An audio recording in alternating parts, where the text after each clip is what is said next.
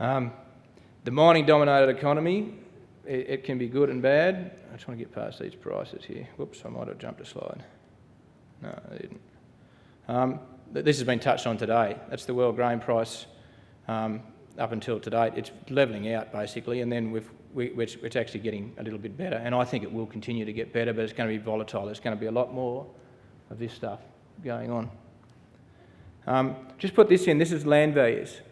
Now, basically on the right-hand side you've got the UK, and on the left-hand side you've got the Australia and Argentina.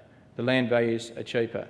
The next slide, tonnes per acre per country, that's looking pretty sexy too. The UK, New Zealand, high yields per hectare, or per acre, sorry, lower yields on the other ones. But the gross return as a percentage of land value changes when you actually put in the tonnes that they're producing and the value, and then compared as the percentage of the land value. Now, I'm not really sure if it's sustainable, who's sustainable, whether our land's too cheap, their land's too dear, or it's all too dear. And that's once again going to affect our decision-making process. We've got lots of values in conflict going on now which are affecting agriculture. I'm really sounding really negative. I'm not really a negative person. But we've got the drought versus dryness. You know, that's the new definition of drought. We've got mining coal versus farming food, and that's quite topical in our area. We've got coal seam gas versus water. We've got, for an example, it was touched on today that the foreign investment in Australia, we've got a Chinese company, and this is not a racist comment, but they don't care. They've bought 20,000 hectares of land and they're not waiting for the water study to start mining. They're going to get stuck into it.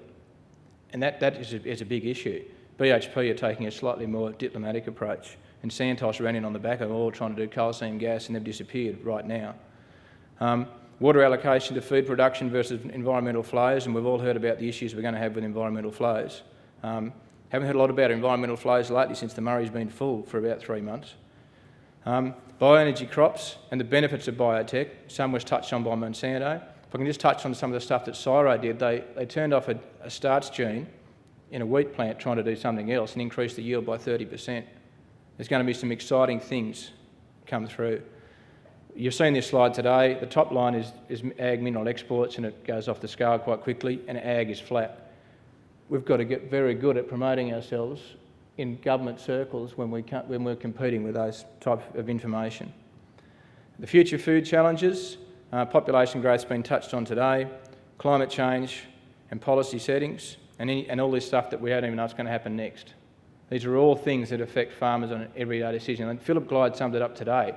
I don't think we really understand how much influence the reform processes that go on all the time really affect. And not just reform, it's the mining industry and the water reform, how that affects farmers' decisions.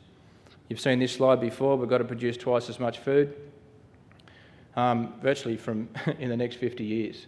We've got to get pretty busy and get very good at what we do. You've seen this one today too.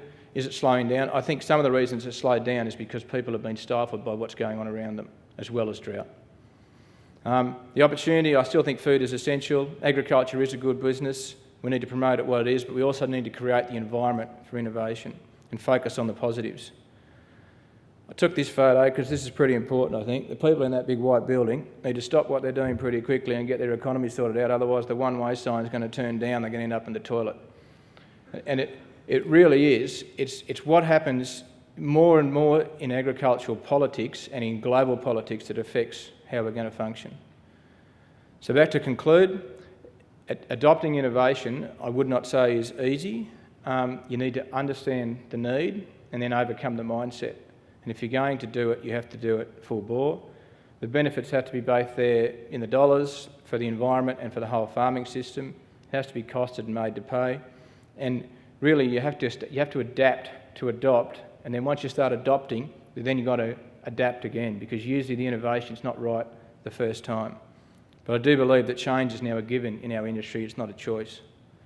The future, GM, I think a new focus on GM, and it's happening now. Like we started off with the Frankenstein crops right at the wrong end of the segment. Once the consumer can see the full benefit, I think that's where we'll be. We're growing Roundup Ready cotton now. It's the easiest crop I've ever grown. Now, I don't know if that's a good thing or a bad thing, but it's a more simplistic way to manage your farming system in a risky environment. I've just seen it's going to rain for all of March, April and May, so we'll probably never pick it, but it looks really good now. The robotics and cloning of tasks, It'd be nice to think that we can keep our machines still small, but we might have 2 or 3 of them, and if I'm driving one, the other 2 just copy what I do. There's some really interesting stuff going on, once again with Syro, once again in Australia, with automation in the mining industry. It's absolutely extraordinary, and I think that will have some flow on into agriculture. Farm business structure, as I said before, I think is the single biggest issue facing agriculture right now. Till we get that right, and we've seen the average age of farmers is too old, and we've got to get that right. We've got to create the environment to get the young fellas back in. Communication, we have to communicate everything really well, both ways. RD&E, I think the only new model that I think is important is that we can still work for the average, but I still think that people at the front of the ship are going to need some R&D as well. I think that's really important. It's interesting how the slide that Kim put up, where most of the information comes from private agronomists or from other farmers. Our people that, like back when we first started no-tilling, back in the 80s, there were government people to help you all the way through. It's been completely gutted.